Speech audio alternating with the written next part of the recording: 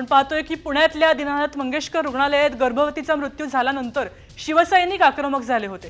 तर संतप्त झालेल्या शिवसैनिकांनी मंगेशकर रुग्णालयातल्या अधिकाऱ्यांच्या अंगावर चिल्लर फेकली आहे आणि चिल्लर फेकून त्यांनी निषेध नोंदवला आहे। तर रुग्णालयावर आता कारवाईची सुद्धा मागणी करण्यात आली आहे। या ठिकाणी जोरदार घोषणाबाजी जी आहे ती या ठिकाणी काँग्रेस या ठिकाणी जोरदार घोषणाबाजी जी आहे ती या ठिकाणी पैसे पूर्ण भरले नाहीत म्हणून त्या स्त्रीचा त्यांनी जीव घेतलेला आहे आणि आज आम्ही त्यांना चिल्लर भेट दिलेली आहे आणि यांची लायकी चिल्लरपेक्षा वाईट आहे।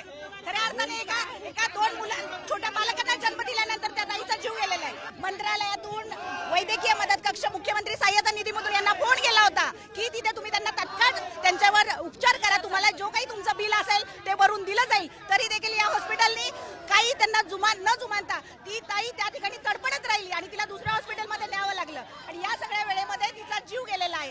या ठिकाणी या प्रशासनाला भीक लागलेली आहे आणि लोकांची लूट करतात आणि त्यामुळे या ठिकाणी आम्ही चिल्लर त्यांना फेकून भीक दिलेली आहे।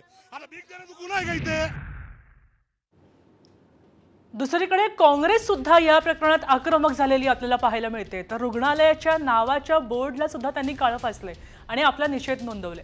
आपण पाहू शकतोय की या एका रुग्णालयाच्या प्रशासनामुळे दीनानाथ मंगेशकरांच्या नावाला काळं फासलं गेलंय आणि हा सगळा प्रकार एका रुग्णालयाच्या प्रशासनामुळे झालेला आहे।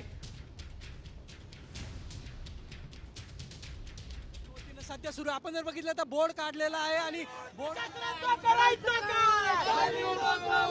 मिळालं बोर्ड काढतात भेटलं की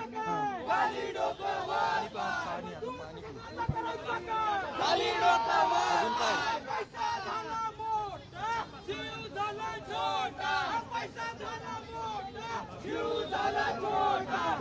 झाला मोठा, जीव झाला